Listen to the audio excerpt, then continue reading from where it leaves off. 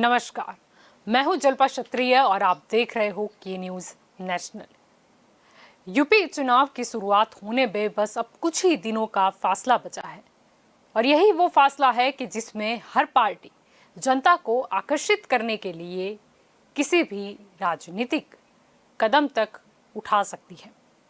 कभी किसी का पलड़ा भारी नजर आता है तो कभी किसी का पलड़ा भारी होने का वजूद दिखाया जाता है और यही हमारा आज का मुद्दा है, यूपी विधानसभा चुनाव 2022 के मद्देनजर। और हमारे साथ इस चर्चा में आज जुड़ चुके हैं भाजपा की ओर से संजीव पंचोली, हमारे साथ जुड़ चुके हैं कांग्रेस की ओर से अभिषेक उपाध्याय, हमारे साथ इस चर्चा में जुड़े हैं आम आदमी पार्टी की ओर से विक्रम दवे हमारे साथ जुड़ चुके हैं और राजनीतिक विशेषज्ञ प्रकाश कापड़िया भी हमारे साथ इस चर्चा में जुड़े हैं। आप सभी का स्वागत है के न्यूज में।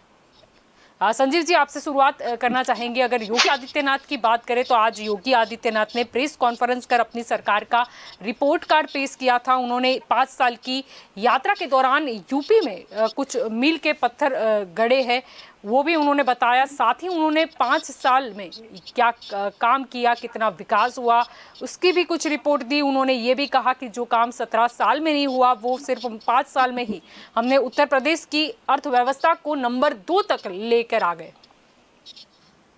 जी जल्पा जी, बिल्कुल सही हमारे योगी जी ने आज वो पेश किया है।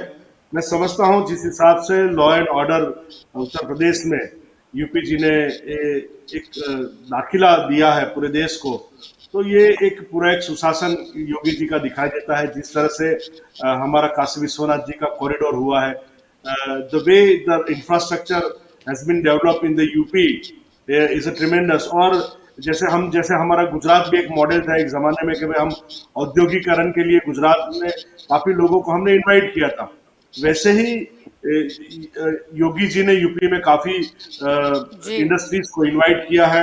मैं समझता हूं कि काफी एमएसएमई इंडस्ट्री को योगी जी ने इनवाइट किया है। इसके अलावा किसानों के लिए भी काफी अच्छा कार्य किया है। हम समझते हैं जैसे 2.5 करोड़ किसानों को सम्मान निधि दी गई है। शुगर केन के जो पैसे बाकी थे वो भी योगी जी के कार्यकाल में उनको मिले हैं। तो एक ईज ऑफ डूइंग बिजनेस में भी यूपी का रैंक सेकंड है और पूरा एक हिसाब, अपने कार्यकाल का एक पूरा हिसाब एक बेहतरीन ढंग से माननीय योगी जी ने यूपी में दिया है। तो आने वाले चुनाव में मैं समझता हूं कि लोग इसको स्पष्ट रूप से देखेंगे और जिस हिसाब से यूपी का डेवलपमेंट हुआ है, एक छोटी छोटी जगहों का डेवलपमेंट हुआ है, एक गांव तक खुशहाली बढ़ी है। मैं तब वहां तक कहता हूं कि स्मृति ईरानी जी ने कहा है कि भाई जहां पर रायबरेली में कितने सालों तक गांधी परिवार के लोग ही चुनकर आते थे, तो वहीं कलेक्टर कचहरी भी नहीं थी, तो वहीं की कलेक्टर कचहरी भी स्मृति जी ने बनाई। तो ये पूरा जो यूपी को सही तरह से एक हमारे भारतवर्ष में की दौड़ में अगर आगे ले गए हैं तो योगी जी की सरकार है। साथ में हमारे मोदी जी वहां के सांसद हैं, तो मोदी जी और यूपी जी का एक डबल ग्रोथ वाला इंजन यूपी में चला है। और हमारे योगी जी ने आज पूरा एक उनका कार्यकाल का रिकॉर्ड एक हिसाब जनता के सामने रखा है। हमें बड़ा बड़ा फक्र है कि ऐसे नेता हमारे साथ जुड़े हुए हैं। जी अभिषेक जी, आपकी और यहाँ पर आना चाहूंगी। अगर कांग्रेस की बात करें, कांग्रेस का मुद्दा तो बड़ा पहले से ही क्लियर है, इस बार तो लड़की हूँ लड़ सकती हूँ। लेकिन साथ ही अगर यूपी कांग्रेस की बात करें तो यूपी कांग्रेस द्वारा एक ट्वीट भी किया गया। ऐसे तो हैशटैग कांग्रेस ने रखा है कि कांग्रेस आपके द्वार, क्योंकि हम देख रहे हैं कि डोर टू डोर कैंपेनिंग भी चल रहा है। तो यूपी कांग्रेस ने ये ट्वीट किया है कि चुनाव जाति और सांप्रदायिकता पर नहीं लेकिन जनता के मुद्दों पर लड़ा जाना चाहिए। बिल्कुल सही बात है जल्पा जी।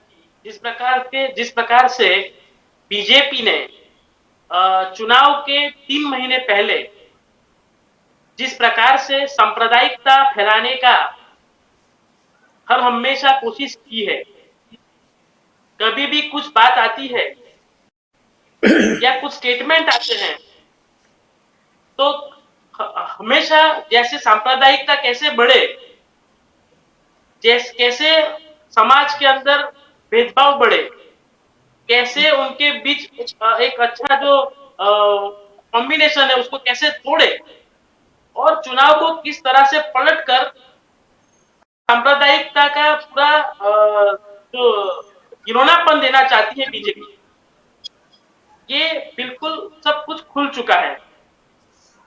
अमित शाह जी स्टेटमेंट देते हैं, उस स्मशान की बात करते हैं, कब्रिस्तान पर कुछ ना कुछ बोल देते हैं। आदित्यनाथ जी कुछ बोलते हैं तो कहीं ना कहीं राम जन्मभूमि पर कुछ ना कुछ बोल देते हैं। राम सबके हैं, हम राम को नमन करते हैं, और हम लोग नाम के नाम पर राजनीति नहीं करते। आप 2022 का जो चुनाव है, वो अगर आपने सही में विकास किया है, सही में लोग आपके साथ हैं, 5 साल में आपने बहुत अच्छा काम किया है, तो आप उस मुद्दों को लेकर जनता के बीच जाइए और अपना मत मांगिए। हम तो हमारी बात बहुत स्पष्ट है कि हम जो अपना खोया हुआ जनाधार है, उसको हम वापिस लेकर लोगों को एक अच्छा विश्वास देना चाहते हैं। हमने जो पहले काम किया है और भविष्य में हम काम क्या करना चाहते हैं, उस पर हम हमारा चुनाव लड़ रहे हैं। जी। हमारी नेता आदरणीय प्रियंका जी बोल रही हैं, लड़की हूं, लड़ सकती हूं, और साथ ही साथ में जहां पे भी राज्य के अंदर अन्याय होता है तो वो पहुंच जाती है। और बीजेपी की सरकार पिछले 6 महीने में कई बार उनको डिटेन कर चुकी है। हमने जो वादा किया था, हम 40% महिलाओं को टिकट देंगे, हमने 40% महिलाओं को भी टिकट दिया है। और साथ ही साथ में युवाओं को रोजगार देने के लिए हमने खास प्रबंधन किया है और उसका ऐलान किया है। मगर बीजेपी चुनाव जो लड़ रही है, अभी तक उनका मैनिफेस्टो पर डिक्लेयर नहीं हुआ है, तो वो अभी किस मुद्दे पर चुनाव को क्या करना चाहती है, ये लोगों के अंदर स्पष्ट नहीं है। और ये सबसे बहुत ही जानने जैसी बात ये है कि अभी तक 11 एमएलए ने और 3 मिनिस्टर ने बीजेपी को छोड़ दिया है। अगर आपने सही में काम किया है, अगर आपके विधायक आपसे खुश है, अगर विधायक को ऐसा लग रहा है कि हम चुनाव जीत रहे हैं, तो वो चाहे टिकट मिले या ना मिले, तो विधायक आपके साथ रहने वाला है। तो आपके विधायक भी नाराज है, आपके एमपीज भी नाराज है, तो आप किस मुद्दे पर चुनाव लड़ रहे हैं, इसका अभी कोई स्पष्टीकरण नहीं है। और बीजेपी को इसका खामियाजा 10 मार्च को दिखाई देगा, ये बात तय है। आपकी और विक्रम जी यहाँ पर आना चाहूंगी, क्योंकि आम आदमी पार्टी भी इस बार उत्तर प्रदेश की बात करें तो मैदान में है। तो आम आदमी पार्टी द्वारा भी ट्वीट किया गया, कहा गया है कि जब हम भारत माता की जय कहते हैं तो हम भारत की संपत्ति को बढ़ाने का काम करते हैं, अपने गरीब बच्चों को अच्छी शिक्षा, अच्छे इलाज देने, नौकरियां देने, उद्योग धंधे लगाने और सड़कें बनाने का काम करते हैं। भारत माता की जय तो तब होगी जब भारत की तरक्की और विकास होगा, और भारत माता की जय तब होगी जब 130 करोड़ हिंदुस्तानी भाईचारे के साथ आपस में मिलकर रहेंगे। बिल्कुल। नमस्कार सर्वे दर्शक मित्रों। जल्पा जी, पार्टी एक अब ऐसी पार्टी है पूरे देश में अब बात साफ है कि ईमानदार पढ़े लिखे लोगों की पार्टी है, जो एम्प्लॉयमेंट मतलब बेरोजगारी खास करके उसको एड्रेस करना चाहती है, जो मूलभूत ढांचे की सुविधाएं हैं जैसे कि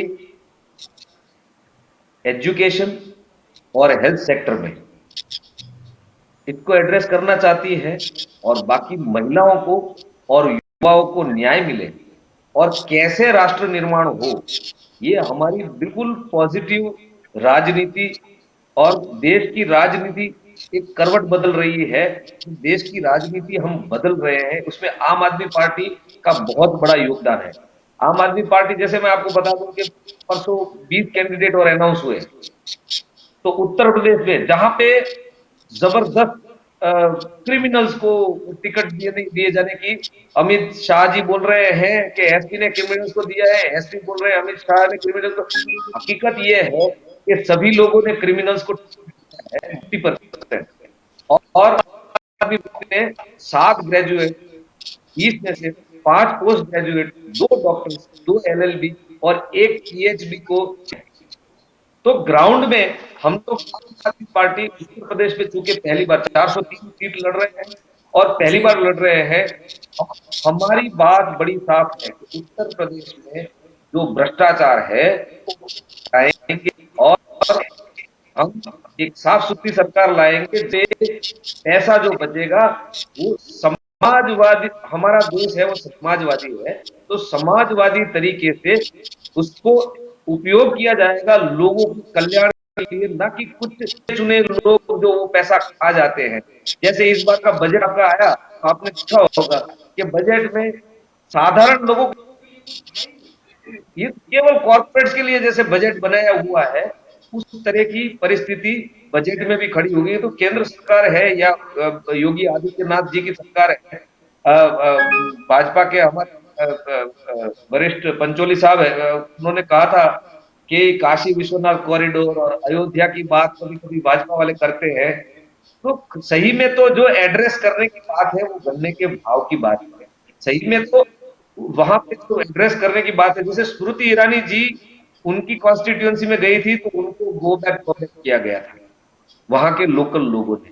डेप्यूटी सीएम जब फॉर्म भरने गए, अपने पर्चा भरने गए या उसके पहले भी अपनी कॉन्स्टिट्यूएंसी में गए थे, तो उनको भी भगा दिया गया था। आज के ग्राउंड में ये परिस्थिति हो गई उत्तर प्रदेश में कि भारतीय जनता पार्टी केवल शहरों में ही रैलियां और एड्रेस चीजें कर रही है, ग्रामीण क्षेत्र में उनको भगा दिया जाता है, उनको गांव में दाखिल भी नहीं होने दे रहे हैं। ये परिस्थिति है, और ये परिस्थिति इसलिए हुई है कि पिछले 5 सालों में जो ग्रॉस मिसमैनेजमेंट योगी सरकार ने किया है, खास करके कोरोना के समय में हमने लाशें तैरती हुई देखी थी गंगा में। तो ये समय में इन्होंने जो ग्रॉस मिसमैनेजमेंट किया है, उससे लोग बहुत ही ज्यादा ग्राउंड पर नाराज है। ऐसे समाचार आ रहे हैं आम आदमी पार्टी जी के आंतरिक तरीके से भी। जी, आपकी और यहाँ पर प्रकाश जी आना चाहूंगी। अगर एक और देखें तो सारी ही पार्टियां एक दूसरे के ऊपर आक्षेप हो, प्रत्याक्षेप हो या फिर अपनी बात है वो रखने से नहीं चुक रही, क्योंकि चुनाव को काफ़ी कम समय अब बच चुका है। लेकिन इसी में देखा गया कि राजनीतिक संगठन होने के बावजूद संयुक्त किसान मोर्चा ने उत्तर प्रदेश और उत्तराखंड के चुनाव में भारतीय जनता पार्टी के खिलाफ की अगर बात करें तो एक ब्यूगल फेंक दिया है।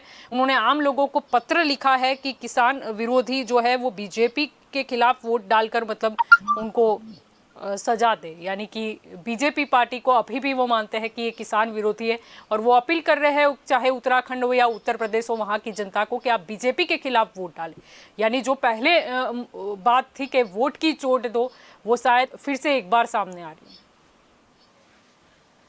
इसमें जो किसानों का आंदोलन था, मेन जो उत्तर प्रदेश का पश्चिमी भाग है उसमें किसानों को काफी असंतुष्ट थे ऐसा लगा है। लेकिन किसानों के लिए जो 3 कानून की बात करके और सरकार झुक गई कोई भी कारण से, XYZ से, मतों के कारण या जी कुछ भी कारण से, लेकिन जो भी हुआ उसमें किसानों को ऐसा लगा कि सरकार के कुछ निर्णय गलत थे। हालांकि पहले जो किसान नेता जो आंदोलन कर रहे थे उसके विरुद्ध काफी कुछ प्रचार हुआ। नहीं, अंत में सरकार को जो है ऐसा कुछ भी लगा जिससे सरकार ने वह वापस लिया, लेकिन उसके ऊपर क्या अमलीकरण हुआ है वो अभी तक कोई डिक्लेयर नहीं है। तो किसान जो है वह भी देखेगा कि सरकार ने घोषणा करी है उसका अमलीकरण कितना होता है। उत्तर प्रदेश की प्रजा जो है वो सालों से लॉ एंड ऑर्डर की खराब परिस्थिति से पीड़ित थी, तो उसके बाद भी जो अभी भी रहा है, इनको 2/3 मेजोरिटी 2017 में मिली थी। लेकिन उसके बावजूद भी जो कोरोना काल था, शिक्षा की उन्होंने यूनिवर्सिटी या और कुछ भी, काशी बोलो या राम जन्मभूमि बोलो, उसको जी लेकर के आगे बढ़े वो। लेकिन ऐसा लगता है कि उत्तर प्रदेश एक जो आर्थिक विकास हो रहा है ऐसा नजर नहीं आता है, लेकिन प्रचार ऐसा होता है और प्रजा को जो है कौमवाद की तरफ खींचा जा रहा है। और बिन सांप्रदायिक देश है हमारा, और सांप्रदायिक का लाभ लेकर के और यह सब हो रहा है। लेकिन साथ साथ में मोदी जी पॉलिटिकल साइंस के अभ्यास हुए, उन्होंने जी जो मुस्लिम महिलाओं का मत खींचने की, आकर्षित करने की कोशिश करी है, और हिंदू महिलाएं भी भाजपा को वोट देगी ऐसा लगता है। क्योंकि जो जो कांग्रेस ने अभी लड़की हूँ लड़ सकती हूँ, तो उसने भी महिला को प्राधान्य दिया है। तो महिला मतों को प्राधान्य इसलिए दिया जा रहा है कि उत्तर प्रदेश में निर्णायक मत है जो वो महिलाओं जी के रहेंगे। और दूसरा जो है शिक्षा का प्रश्न है, तो आम आदमी पार्टी जो उत्तर प्रदेश में आई है, तो शिक्षा में उसका परफॉर्मेंस इंडिया लेवल पे दिल्ली में काफी अच्छा रहा है, आरोग्य सेक्टर में भी अच्छा रहा है। तो उसको जो भी सीटें मिलेगी, उससे ऐसा लगता है कि कांग्रेस को नुकसान पहुंचेगा। ऐसे आम आदमी पार्टी के विरुद्ध में कांग्रेस और भारतीय जनता पार्टी दोनों है, लेकिन आम आदमी की जो सिद्धांत है, नीति है, वो ज्यादा स्पष्टीकरण वाली है। लेकिन एकदम ज्यादा सीटें आएगी ऐसा नहीं लग रहा है। तो समाजवादी पार्टी ने भी कुछ क्रिमिनल को टिकट दी है, बीजेपी ने जी भी दी है। अभी भी लोकसभा में 43% हार्डकोर क्रिमिनल और इकोनॉमिक क्रिमिनल है। तो सभी राजकीय पक्षों को प्रजा के हित में क्रिमिनलों को टिकट नहीं देना चाहिए, ऐसा प्रजा उत्तर प्रदेश की मानती है। लेकिन आम आदमी पार्टी ने जो टिकटें दी है, उसमें स्पष्ट छवि वालों को दी है। प्रथम याद आई है, उसमें लगता है तो उनकी जी नीतियां जो है वो इतनी स्पष्ट है कि वो क्रिमिनल को टिकट नहीं देंगी, ये बात निश्चित है। लेकिन जो क्रिमिनल को टिकट जो दूसरी पार्टियां दे रही है, गुजरात में भी ऐसा है कि कुछ कांग्रेस के दागी मंत्री बीजेपी ने अपने उधर समावेश कर लिए, तो उसकी भी असर रहती है। और उत्तर प्रदेश की प्रजा समझती है कि जी हमको लॉ एंड ऑर्डर तो कंट्रोल करना ही है। लेकिन अभी जो ये प्रचार करते हैं कि हमने कानून व्यवस्था सुधारी है, लेकिन ऐसा नहीं है। लेकिन कानून व्यवस्था फिर अभी कुछ टाइम से बिगड़ी हुई है। ठीक है, योगी जी प्रयत्न कर रहे हैं, लेकिन मोदी जी अभी मुस्लिमों से भी नफरत नहीं करते हैं, ये बात निश्चित है। उनको जब से उन्होंने सद्भावना यात्रा निकाली है, उसके बाद उनकी मनोवृत्ति में ये परिवर्तन आया है कि मुस्लिमों के भी मत चाहिए, हिंदुओं के भी मत चाहिए, पछात जाति के लोग आदिवासी है उनके भी मत चाहिए। तो ये उनके लिए एक अच्छी निशानी है कि वो अपनी प्रजा को आकर्षित करने का प्रयत्न किया है। कांग्रेस जी ने भी किया है। आम आदमी पार्टी का रियल विकास की बात करो, तो अकेला महिलाओं का मत का आम आदमी ने प्रचार नहीं किया है, मुझे महिलाओं का मत को आकर्षित करने का। लेकिन उन्होंने आर्थिक गरीबों के प्रति आर्थिक जो एजेंडा अभी इनका क्या है मालूम नहीं है। जी बीजेपी का भी जो एजेंडा आएगा वो चूटी ढंढेरा मैनिफेस्टो, तब ज्यादा स्पष्टीकरण होगा, ऐसा मेरा मानना है। जलपा जी बिल्कुल आपकी और यहाँ पर संजीव जी आना चाहूंगी, क्योंकि यहाँ पर गन्ना की भी बात हो रही है। ऐसे तो हम यूपी की राजनीति में शुरुआत से ही देख रहे हैं, कहीं जिन्ना तो कहीं गन्ना। अगर इसको लेकर हम बात करें तो बुधवार को ये भी देखा गया कि शामली में जब अखिलेश यादव और जयंत चौधरी ने साथ प्रचार किया, तो दोनों ही नेताओं ने अपने हाथ में गन्ना लिया था। और हम देख भी रहे हैं कि किस तरीके से समाजवादी पार्टी गन्ने के मुद्दे को लेकर एक प्रचार में जुटी हुई है। और दूसरी ओर देखें तो बीजेपी के उत्तर प्रदेश द्वारा जो योगी आदित्यनाथ मुख्यमंत्री ने कहा था, वो भी ट्वीट किया गया गन्ने के ऊपर कि प्रदेश में सपा बसपा की सरकारें थी तो 29 चीनी मिलें बंद हुई और गन्ना किसान बदहाल था। लेकिन पिछले 5 सालों में कोई भी चीनी मिलें बंद नहीं हुई है। और गन्ना किसानों की अगर बात करते हैं तो उनको 1,57,000 करोड़ से अधिक भुगतान किया गया। जी बिल्कुल सही है आपके फिगर्स कि जो गन्ने के जो पैसे जो थे वो खेडूतों को वापस मिले हैं। और जिस हिसाब से मैं आज योगी जी ने पूरा 1 घंटा अपना प्रेस कॉन्फ्रेंस दिया है, मैंने कुछ उसको 50% ही प्रेस कॉन्फ्रेंस को देखा है। पर जिस हिसाब से उन्होंने अपना पूरा व्हाइट पेपर, एक अपने दिल की बात समझिए, साथ में हमारे डेप्यूटी सीएम भी बैठे हुए हैं, तो जिस हिसाब से अपना कार्यकाल का पूरा लेखा जोखा, हम हर बार ये कहते हैं कि भाई विकास जो है निरंतर चलती हुई एक प्रक्रिया है, विकास को कभी फुल स्टॉप नहीं होता है। तो योगी जी भी यही कहते हैं कि हमने जो 5 साल में जो किया है, वो आने वाले 5 साल में और आने वाले दिनों में और अच्छा करने की कोशिश करेंगे। और कोई भी चीज परिपूर्ण तभी होती है कि जब ये उसको एक निरंतर प्रक्रिया की जाए, एक निरंतर अच्छे सुशासन से कार्य किया जाए। तो यही कार्य में हम लोग जुटे हुए हैं। हम ये कहेंगे कि पहले भारतीय जनता पार्टी की जो संगठन था, वो संगठन का दायित्व भी अभी बड़ा है। जैसे हमारे पास पूरा जी। कार्यकर्ताओं की एक बहुत बड़ी फौज है। तो आज गुजरात से भी हमारे काफी लीडर्स वहां पर यूपी में गए हैं। हमारे पूर्व महामंत्री शब्दशरण भाई है, भरत भाई डांगर है, वो लोग एक एक महीने से वहां पर मतलब अपना डेरा तंबू बांधे हुए हैं। और जो भी हमारे हिंदी भाषी गुजरात में कार्यकर है, वो भी अपने गांवों में जाकर बस गए हैं। तो बस बात यही कहनी है कि हम 360 डिग्री कार्य है। एक समझ लिए एक जो विकास की राजनीति है, विश्वास से जो चलती है, उसके साथ में लोगों के साथ मिलकर हमें हमारी जो सद्भावना है वो भी हम लोगों के साथ में बांटते हैं।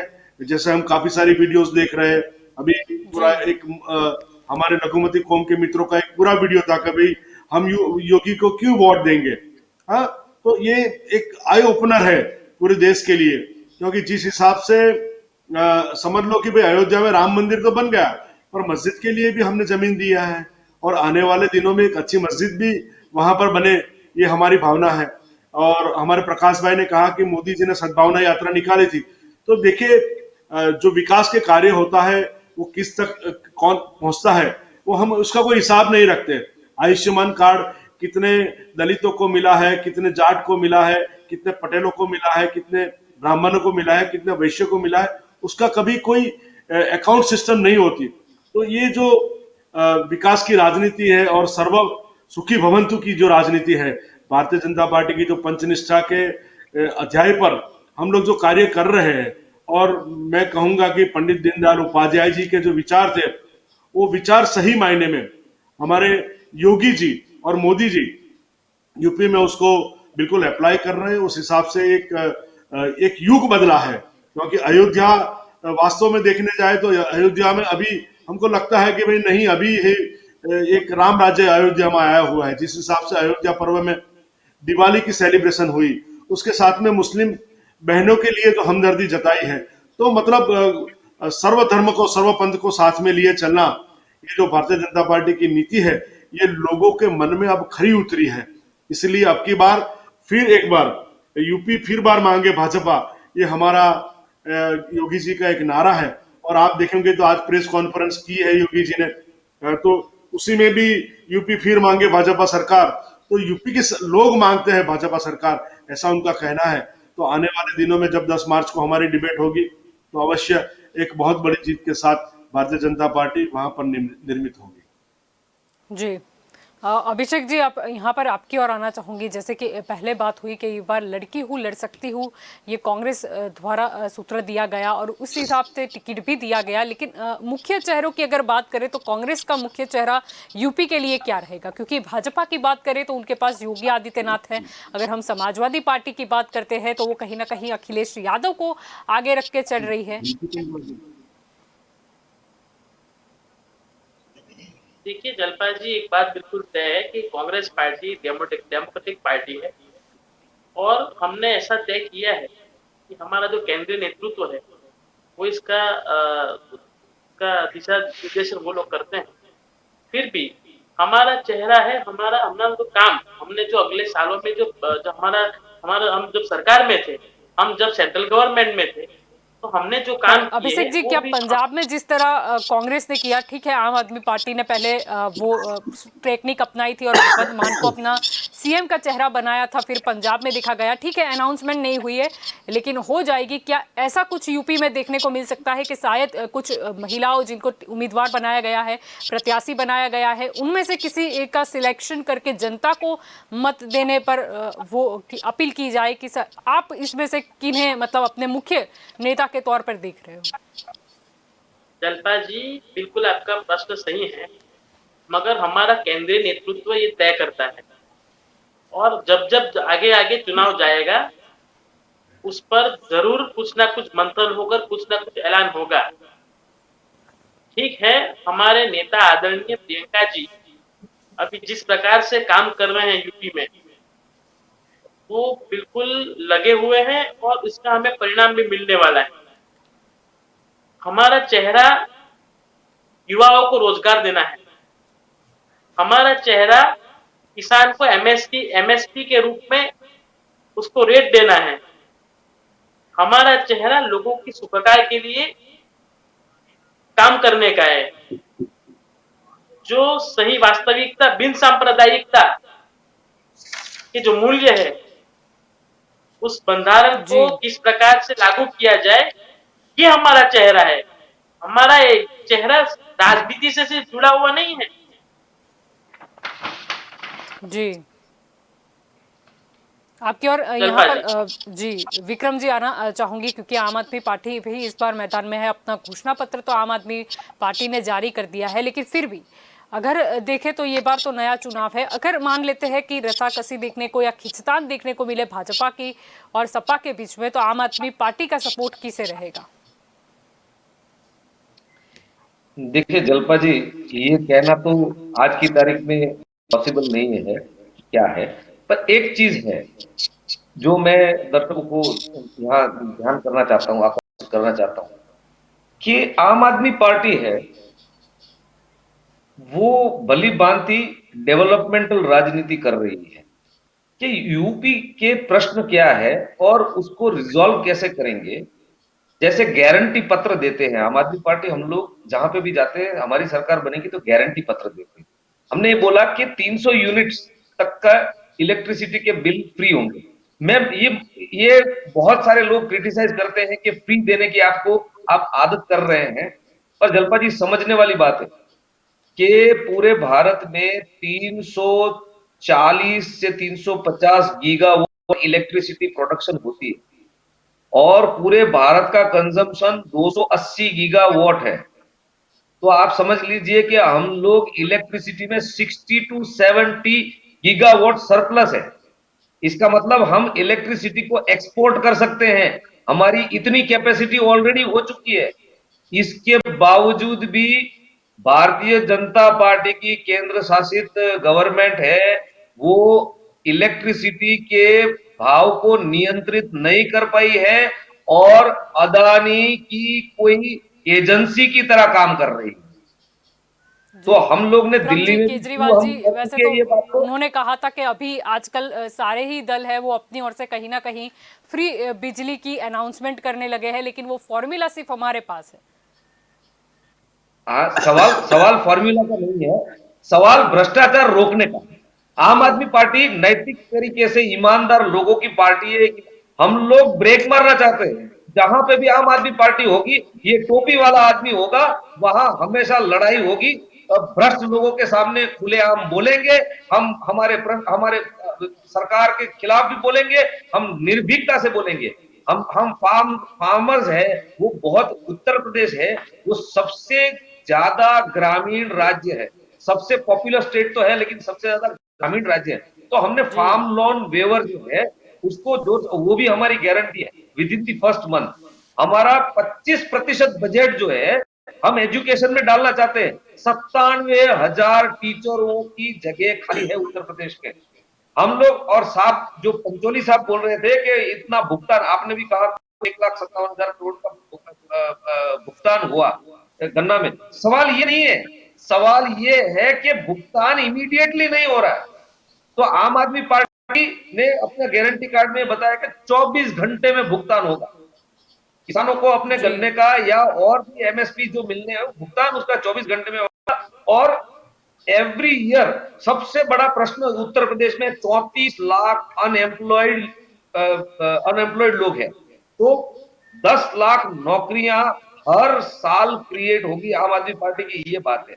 और उसके सामने ग्राउंड पे अगर जाए तो ग्राउंड के समाचार, लोग लखीमपुर खीरी को भूले नहीं है, किसान अभी भी भूले नहीं है। वो वीडियो आज की तारीख में इंटरनेशनली, वो मिश्रा जी का इंटरनेट होम मिनिस्टर, सोचिए आप कि जी देश का होम मिनिस्टर और उसका बेटा लखीमपुर ऐसे किसानों के ऊपर गाड़ी चढ़ा दे और उनको नैतिकता से उन्होंने इस्तीफा तक नहीं दिया।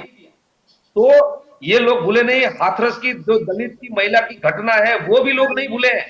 आज की तारीख में केवल जाट नहीं लेकिन अनुसूचित जाटव भी है, उनकी मूवमेंट भी बीएसपी कहीं पे पिक्चर में नहीं है, तो वो लोग बीजेपी के खिलाफ जो भी मजबूत होगा वहां पे वोटिंग करेंगे। उनकी लेकिन क्लियर मायावती स्ट्रेटजी है की जहां बात वो करें तो अभी कुछ ही दिन में देखा गया कि वो काफी एक्टिव नजर हो गई है, क्योंकि पहले बसपा के द्वारा कहीं ना कहीं ये स्टेटमेंट था मायावती का कि हम रैली इसीलिए नहीं कर रहे क्योंकि हमारी पार्टी के पास इतना पैसा नहीं है। लेकिन जैसे ही हमने देखा कि एडीआर की रिपोर्ट प्रस्तुत हुई और उसमें देखा गया कि भाजपा के बाद सेकंड नंबर पर बसपा के पास सबसे ज्यादा अधिक पैसे हैं, वैसे मायावती एक्टिव भी नजर आ गई।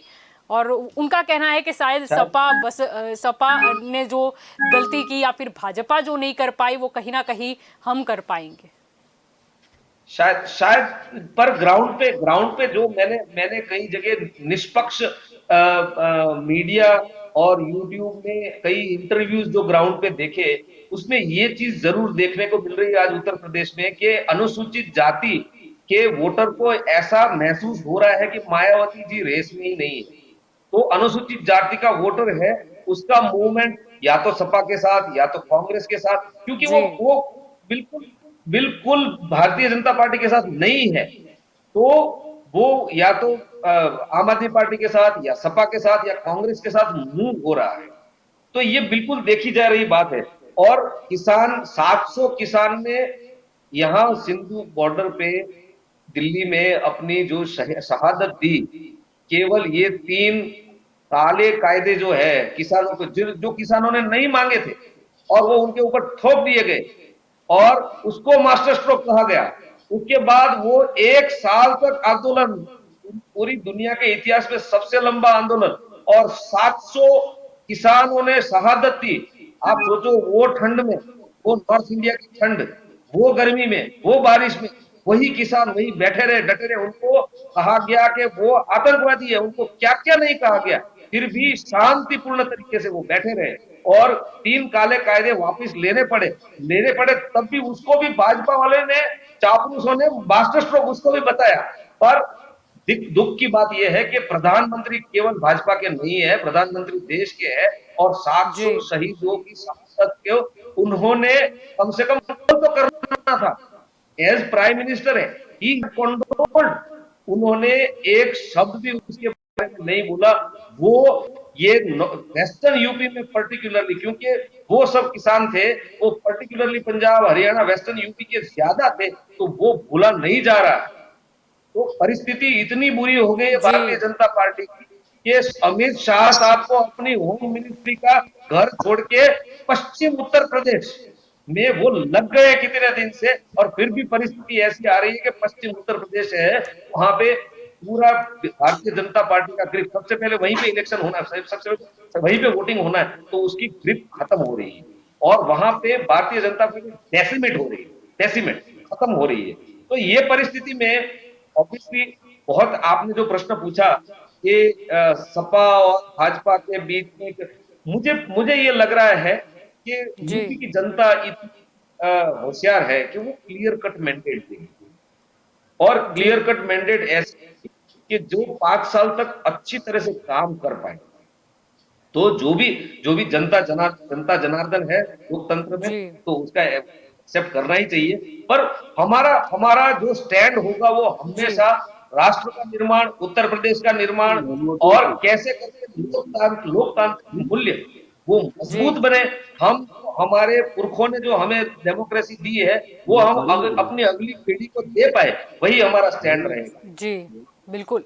प्रकाश जी, आपकी और भी आना चाहूंगी। अगर चुनाव की बात करें तो वैसे तो काफ़ी समय से यूपी में तो आक्षेप प्रति आक्षेप हो या फिर कई तरह के मुद्दे आए, चाहे गन्ना हो, जिन्ना हो, काली टोपी हो, लाल टोपी हो, अब्बा जान हो, चाचा जान हो, कई हमने शब्द भी सुने।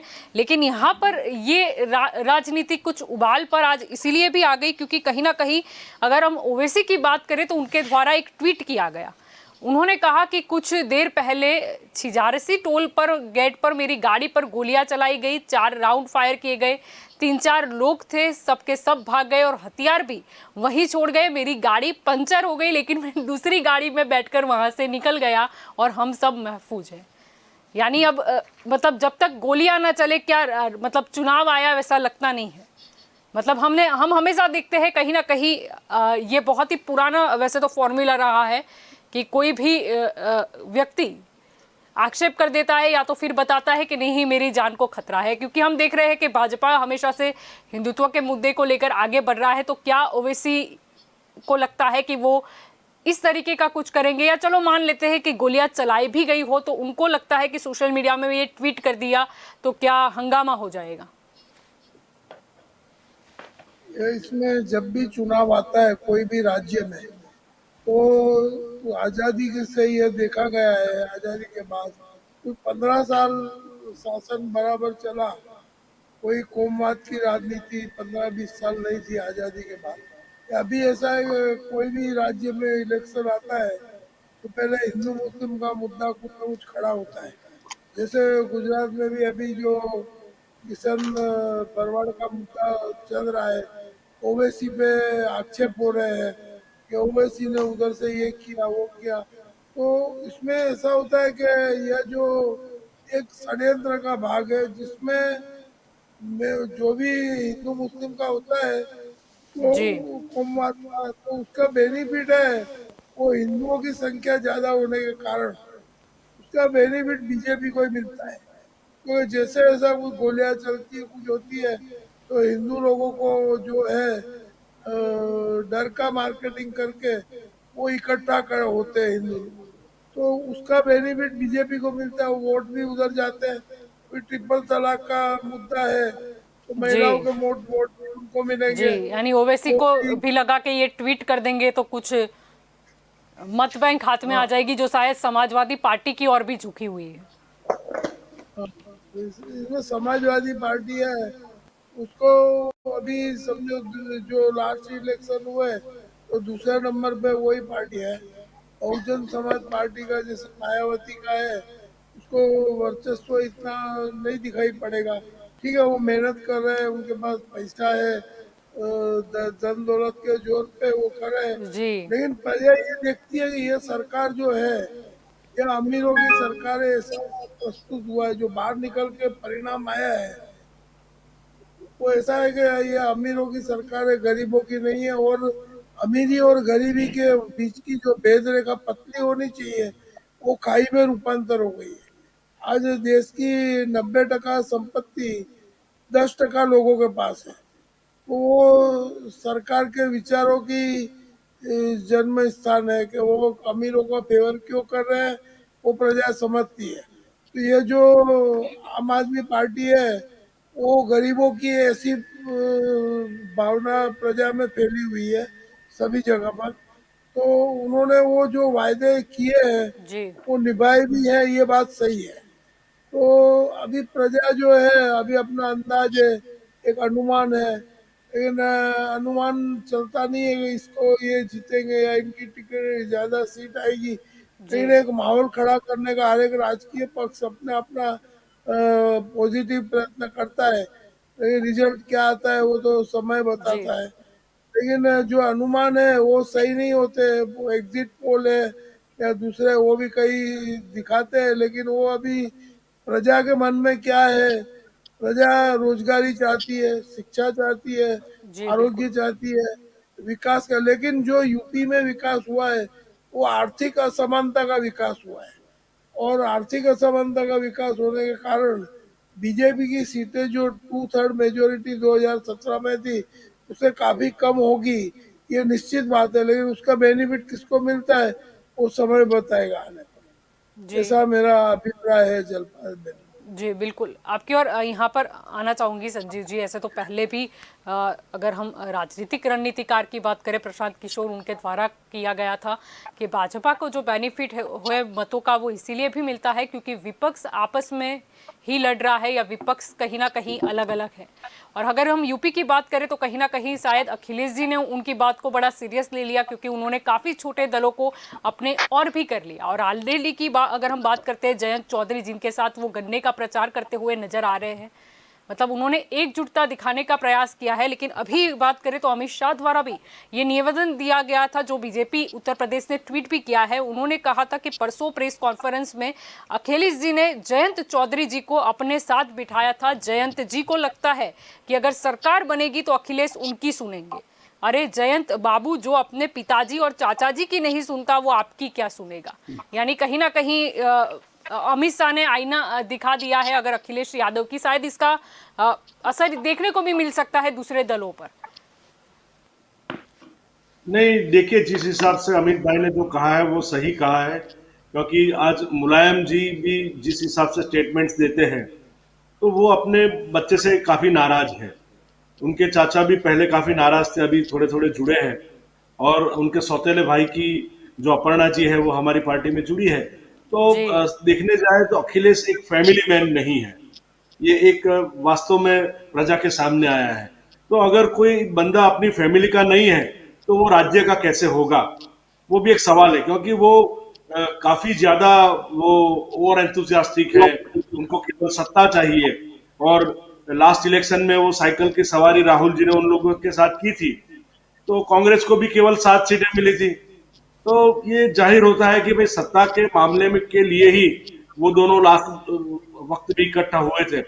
पर अखिलेश जी को भी थोड़ा ध्यान आ गया कि भाई कांग्रेस का उन पर अगर साइकिल पर कांग्रेस वाले बैठते हैं तो उनको जरा जोर से पेंडल मारना पड़ता है, तो उनको मतलब दर्द भी ज्यादा होता है। तो इस बार उन्होंने छोटे छोटे दलों के साथ मिलकर एक अपना अपने दल को बड़ा बनाने का एक प्रयास किया है। और जयंत चौधरी जी को भी लॉलीपॉप देकर, एक राजनीति है वो, और वो लॉलीपॉप देकर उनके साथ में रखा है। तो जयंत जी को ऐसा लगता है कि भाई वो हमारे गुजराती में कहावत है कि भाई कुत्ता अगर गाड़े के नीचे से चलेगा तो उसको लगता है कि भाई गाड़ा वही खींच रहा है। तो ऐसा अभी जयंत चौधरी का भी हाल है। तो आने वाले दिनों में ये सब बातें क्रिस्टल क्लियर हो जाएगी, क्योंकि आपको तो उसका खाता खोलना है। और कांग्रेस की 7 सीटें हैं, 7 सीटों से उनको वो कितने माइनस में जाते हैं कितने प्लस में जाते हैं वो उनका दिखावा है। पर मैं समझता हूं कि ओवीसी के आने से जी ज्यादा फर्क मुलायम सिंह मतलब आपकी पार्टी मतलब अखिलेश यादव की सपा को पड़ेगा। जी क्योंकि जैसे ही ओवैसी की एंट्री रहेगी तो अखिलेश यादव उनसे काफी नाराज है।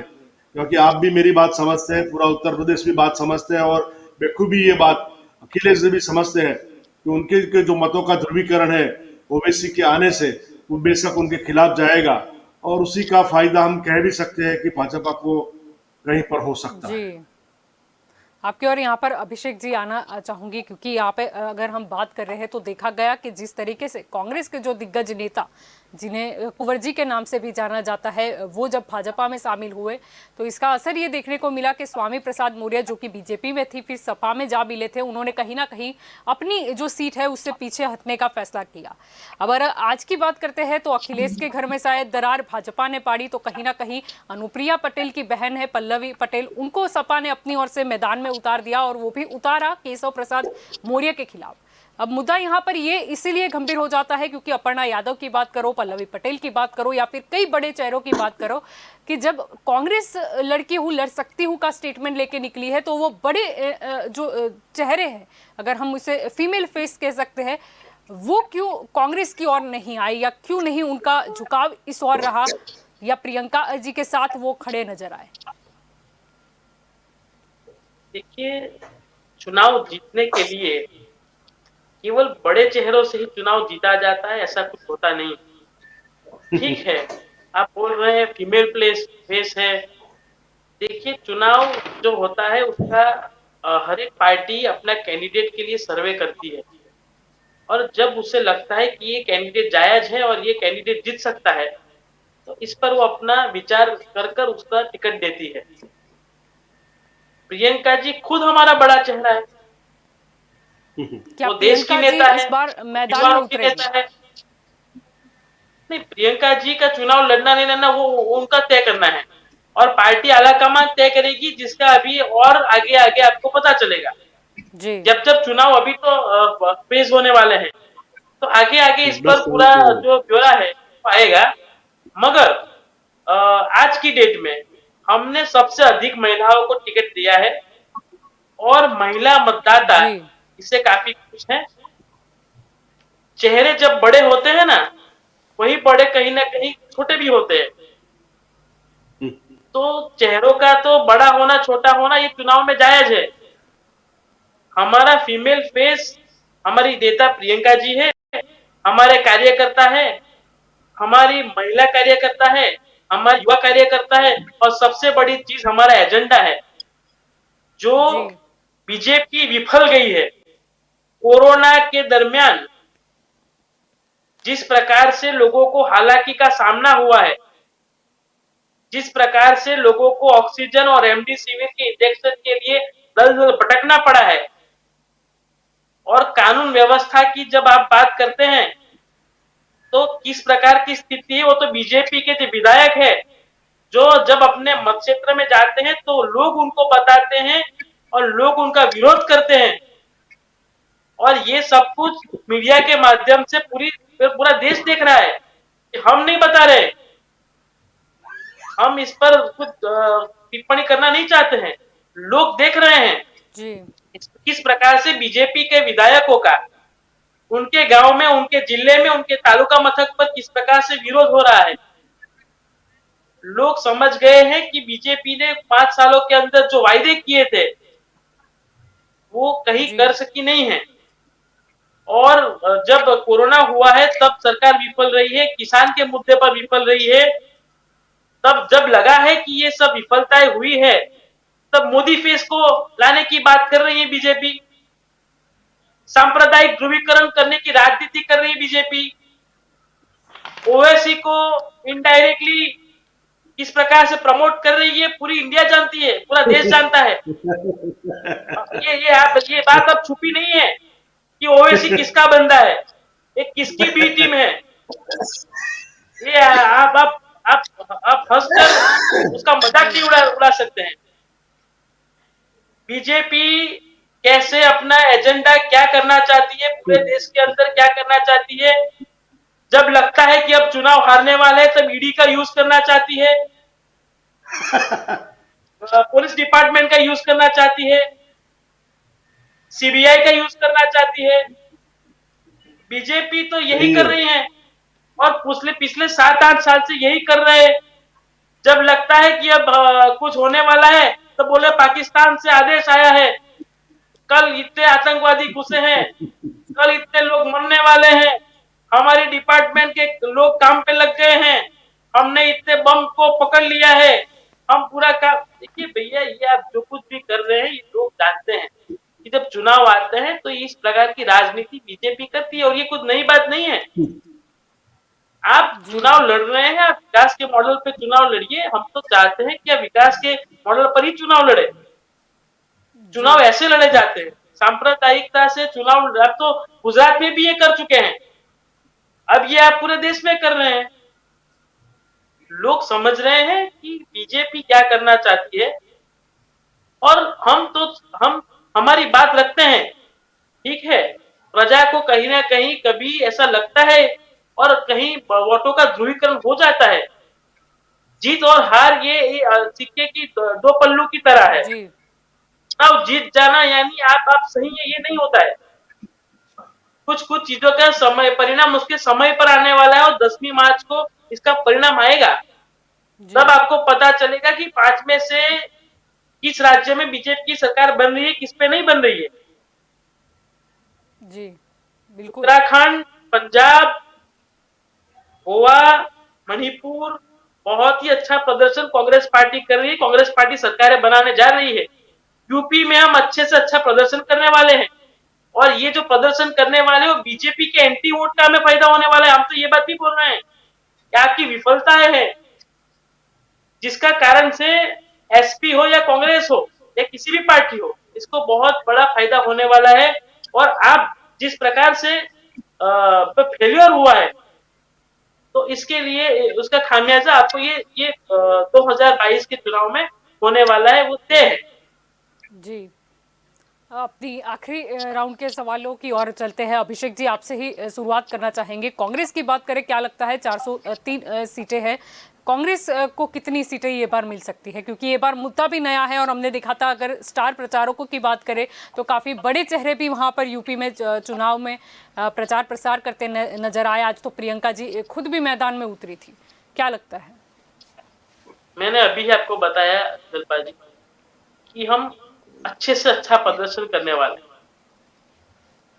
आंकड़ों जी की मायाजाल में हम नहीं पड़ना चाहते हैं, जी झूठ मूठ की बात बीजेपी की तरह नहीं करना चाहते हैं, मगर हम इतना जरूर कहते हैं कि हम अच्छे से अच्छा प्रदर्शन यूपी में कर रहे हैं, बाकी की सभी राज्यों में हम सरकार जी बना रहे हैं, ये बिल्कुल तय बात है। जी। सही है। क्या सोनिया जी भी नजर आ सकती है यूपी में? देखिए, वो हमारी ऑल इंडिया कांग्रेस कमेटी के अध्यक्ष हैं और क्योंकि यूपी अगर से ही स्टार लोकसभा में। प्रचारकों की लिस्ट की बात करें, वैसे तो लड़की हूँ लड़ सकती हूँ के स्टेटमेंट के बाद शायद ऐसा लग रहा था कि ये बार महिलाएं शायद स्टार प्रचारकों की लिस्ट में ज़्यादा होगी, लेकिन जो भी है, लेकिन शायद कांग्रेस की अगर बात करते हैं तो सोनिया गांधी जब तक मैदान में नहीं आती तब तक शायद महिलाओं को उतनी मतलब लड़की हूँ लड़ सकती हूँ के स्टेटमेंट पर भरोसा नहीं होगा, क्योंकि अगर दिग्गज सुंदर हम सी नहीं महिला होती। नेताओं की बात करते हैं तो उसमें सोनिया गांधी का भी नाम आता है। जब हम बात करते हैं कि राजनीति में दिग्गज महिला नेता कौन है तो उसमें सोनिया गांधी का नाम आता है। तो जब तक यूपी में वो एक्टिव मोड में नजर नहीं आएगी तो वहां की महिलाएं कैसे आगे आएगी, मुद्दा ये है। देखिए जल्पा जी, वो हमारी सांसद है और यूपी से ही चुन के आती है, तो वो तो उनका उनका लोकप्रिय है यूपी में, ये बात तो तय है। तो जरूर बहुत जरूरत लोकप्रिय। पड़ेगी तो ऑल इंडिया कांग्रेस की हमारी अध्यक्षा है, और जब जब जरूरत पड़ती है तो वो प्रचार प्रसार में भी आती है, और वो जरूरत पड़ने पर महिला मतदाताओं को इस प्रकार से हमारे साथ जुड़ सके। पार्टी को ऐसा जरूरत लगेगी और उन्हें भी उनके जो है थोड़ा हेल्थ का भी प्रश्न है, तो जी जरूर वो भी हमसे जुड़ेगी। और हमारा जो हमारी वो तो एमपी है, यूपी से एमपी है, तो वो तो हमारा महिला चेहरा है और देश की लोकप्रिय नेता रही है, इसमें कोई दो राय नहीं है। जी तो जरूरत पड़ेगी तो वो भी हमारे अध्यक्ष है और वो भी चुनावी रंग में जी दिखाई देगी। जी। विक्रम जी, आपकी और आना चाहूंगी, क्या लगता है आम आदमी पार्टी को कितनी सीटें इस बार आ सकती हैं? क्योंकि कई ऐसी भी सीटें हैं जहां पर अगर हम देखें तो काफी कम मतों के अंतर से जीती हुई सीटें हैं, यानी कि वहां की जनता क्लियर मतलब हम उतना ज्यादा क्लियर नहीं बोल सकते कि उन्हें किस पार्टी के साथ जाना है या किस चेहरे के साथ जाना है। उन सीटों का क्या? जल्पा जी बिल्कुल सही बात है। आपने मेरे को सेकंड राउंड में आपने मुझे वक्त नहीं दिया, तो मैं थोड़ा सा कुछ बाकी है वो बोलना जरूर जी चाहूंगा। हमारे पंचोली पंचोली साहब ने एक बात बताई थी कि तंबू तान के वहां पे बैठे हुए हैं, गुजरात से लोग गए हुए हैं भाजपा के कार्यकर्ता, वो तंबू तान के दिल्ली में पिछली 2 बारी से बैठ रहे हैं। वो क्या कर चुके हैं दिल्ली में? 9 चीफ मिनिस्टर, 9 या 11 चीफ मिनिस्टर और कुछ 35 या 40 केंद्रीय मंत्री लगे हुए थे, फिर भी केजरीवाल जी की पार्टी ने 62 सीट लाई दूसरी दफे। विक्रम जी, कोई आप ये एंटी मत भूलिए, दिल्ली में पूरे सांसद हमारे आप हैं। मुझे बोल लेने दीजिए पंचोली साहब, आप तो आपकी और बुजुर्ग भी है, आते हमारे हैं वडील हैं। संजीव जी, आपकी और भी ठीक है। आएंगे। जी विक्रम जी। तो और अभिषेक अभिषेक जी बात कर रहे थे कि ED, IT, excise, tax, police, IB, ये सब का इस्तेमाल अगर किसी को अच्छे से अच्छा करना आता है आजाद भारत में पिछले 75 साल में, बीजेपी तो भारतीय जनता पार्टी की सरकार को है। उस समय जिस तरीके से पंचोली साहब वो मैटर को हंसी में उड़ा रहे थे, यही बिल्कुल लोकतंत्र खत्म करने का ये हंसी थी। ऐसी मुझे भी सुनाई दे रही थी, मुझे दिखाई दे रही थी। तो बड़ी दुख की बात सही है, है। लोकतंत्र में ऐसा नहीं सही है। होना चाहिए और फिर भी भारतीय जनता पार्टी ऐसा कर रही है। लेकिन हमारी लड़ाई, जल्पा जी समझने वाली बात है, हमारी सबसे बड़ी लड़ाई है वो महंगाई के ऊपर है। हमारी सबसे बड़ी लड़ाई है, हमारे राजनीतिक विशेषज्ञ ने भी बोला कि जी डर का marketing, he use the word डर का मार्केटिंग भारतीय जनता पार्टी करती है। सोच लो आप, डर का मार्केटिंग।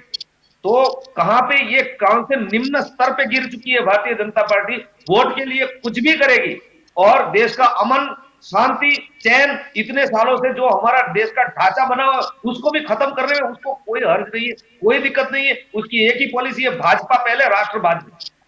ये उसका तारण है हमारा। जी और ये सरकार बजट को देख के पता क्लियर कर रहा है, विशेषज्ञ ने बोला अमीरों की सरकार है, गरीबों को बहुत क्लियर कट लग रहा है अमीरों की सरकार है। बजट भी ये उसका प्रमाण है। और बाकी जो बात रही, और उन्होंने ये भी बोला कि आम आदमी पार्टी जो बोलती है वो करती है, ये भी एक परसेप्शन अक्रॉस द कंट्री आज खड़ा हो रहा है। तो बाकी जो वर्ड्स बोले साहब ने, हमारे भाजपा के वरिष्ठ अग्रणी ने, कि पर्सनल लेवल पे चले गए कि ये एसपी के अखिलेश उनके पिताजी की भी नहीं सुनते। भाई तो मोदी जी जसोदा बहन की सुनते हैं? ये बात बोलना मुनासिब नहीं है, ठीक नहीं है, क्योंकि जो राजा बनता है, मुखिया बनता है, वो बाप, माँ, पत्नी, उससे बाहर निकल के लोगों का कल्याण कैसे होता है, अगर जयंत चौधरी की सीट ज्यादा होगी तो उसको सुनना पड़ेगा। यही तो ब्यूटी है पार्लियामेंट्री फॉर्म ऑफ डेमोक्रेसी की। और वो मोदी जी की तरह नहीं करेंगे कि रात को 8 बजे मूड आया तो नोटबंदी, को कुछ नहीं पूछने का। हिटलर शाही नहीं है।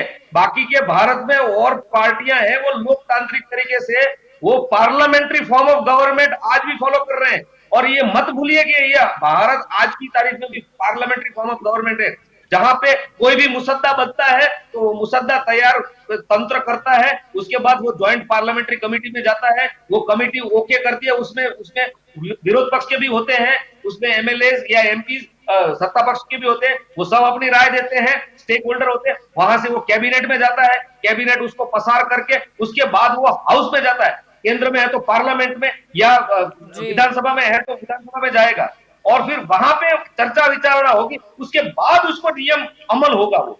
तो ये पार्लियामेंट्री फॉर्म ऑफ डेमोक्रेसी है और इसको बरकरार रखना हम सबका जिम्मेवारी है, जो भारतीय जनता पार्टी आज की तारीख में चूक रही है।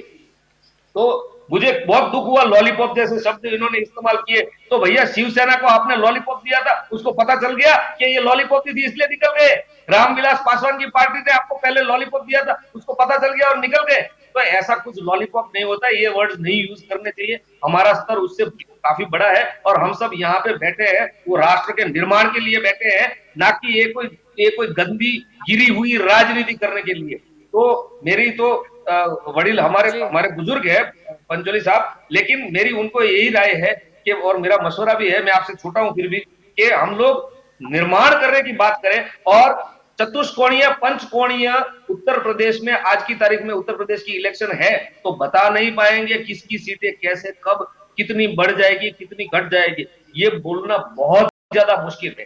लेकिन मुझे उतनी उम्मीद है कि हमारा ये रोल रहेगा कि हम उत्तर प्रदेश के निर्माण में और भारत के निर्माण में हमारा सबसे अहम रोल रहेगा, और हमारा आचरण, हमारी रहन सहन, हमारी पॉलिसीज, हमारी गारंटी, हमारी हर चीज है उसको वो निर्माणकारी होगी। वो एजुकेशन के लिए, वो महिलाओं के लिए, वो फार्मर्स के लिए, वो आरोग्य के लिए, इसके लिए हम कुछ भी करने के लिए तैयार है। और हम राजनीति का लैंडस्केप ईमानदार लोगों को लाके, पढ़े लिखे लोगों को राजनीति में लाके हम राजनीति का लैंडस्केप बदलना चाहते हैं, हम राजनीति करना नहीं चाहते। ये हमारी सामने जी, आपकी और यहाँ पर संजीव जी आना चाहूंगी, समय का थोड़ा अभाव है, आखिरी सवाल आपसे ही होगा यहाँ पर। अगर बीजेपी की बात करें, यूपी की बात करते हैं, तो कहीं ना कहीं सर्वाधिक बहुमति के साथ बीजेपी पिछली चुनाव में नजर आई थी, जीती भी थी। इस बार क्या लगता है? पिछली बार तो चलो 300 के काफी पार चले गए थे, लेकिन इस बार क्या लगता है? देखिए जलपा जी, 325 सीटों पर बीजेपी ने हासिल किया था लास्ट टाइम। तो अभी भी हमारे योगी जी ने 5 साल का अभी 1 घंटा 13 मिनट और 27 सेकंड प्रेस कॉन्फ्रेंस करके एक अपना पूरा जो उनका कार्यकाल है उनका पूरा हिसाब दिया है। और हमने जिस तरह से यूपी में लॉ एंड ऑर्डर बनाए रखा है, यूपी में जिस तरह से खुशहाली बनाए रखी है, यूपी में जिस तरह से इंडस्ट्रियल कॉरिडोर बढ़ा है, जिस तरह से एक राष्ट्र का निर्माण हुआ है, अयोध्या का मंदिर का निर्माण हुआ है, जिस तरह से विश्वनाथ जी का मंदिर का निर्माण हुआ है, तो पूरी 360 डिग्री डेवलपमेंट, एक राष्ट्रीयता का डेवलपमेंट, एक इंडस्ट्रियल डेवलपमेंट, एक विकास की राजनीति, ये सभी मायने देख रहे थे। मैं किसी पार्टी की आलोचना नहीं करना चाहता, किसी पार्टी के बारे में कुछ कहना नहीं चाहता, क्योंकि हमारी खुद की ही राजनीति इतनी प्रबल है कि हमारी खुद की ही संगठन शक्ति इतनी प्रबल है कि आने वाले दिनों में जो पिछला जो पुनरावर्तन था, एक बार फिर मोदी सरकार, योगी सरकार 325 से ज्यादा सीटों लेकर 10 मार्च को जब हम डिबेट करेंगे तो आपके सामने बैठेंगे। जी बिल्कुल, 10 मार्च को जनता का फैसला सामने आ ही जाएगा। आप सभी मेरे साथ इस चर्चा में जुड़े, इसीलिए आप सभी का शुक्रिया। तो दंगल देश का में आज का हमारा मुद्दा था यूपी विधानसभा चुनाव 2022 के मद्देनजर, क्योंकि हम अभी देख रहे हैं कि हर एक पार्टी अपनी ओर से प्रयास करने में जुटी है कि कैसे जनता को वो समझा पाए कि यूपी में अगर उन्हें जनता मत देती है तो वो ज़्यादा अच्छी सरकार चला पाएंगे, जनता का विकास होगा, या कहीं ना कहीं यूपी को हम आगे ले जा पाएंगे। लेकिन अब ये तो हाँ, जैसे कि हम सब जानते हैं कि लोकशाही का हमारा देश है, लोकतांत्रिक हमारा देश है। जनता अपने मतों के बलबूते पर तय करेगी कि यूपी पे राज कौन करेगा, यूपी के सिंहासन पर कौन बैसेगा और आगे यूपी के कौन से मुद्दे को वो हल करने के लिए सक्षम होगा जिसे जनता चुनेगी। तो दंगल देश का में अभी बस इतना ही। ज़्यादा जानकारी के लिए आप जुड़े रहे के न्यूज़ के साथ। नमस्कार।